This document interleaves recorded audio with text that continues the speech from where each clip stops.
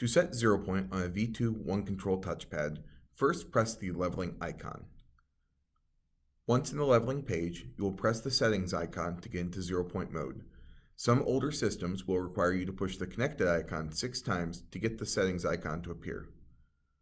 When the warning message pops up, press yes to acknowledge, and the setup page will appear.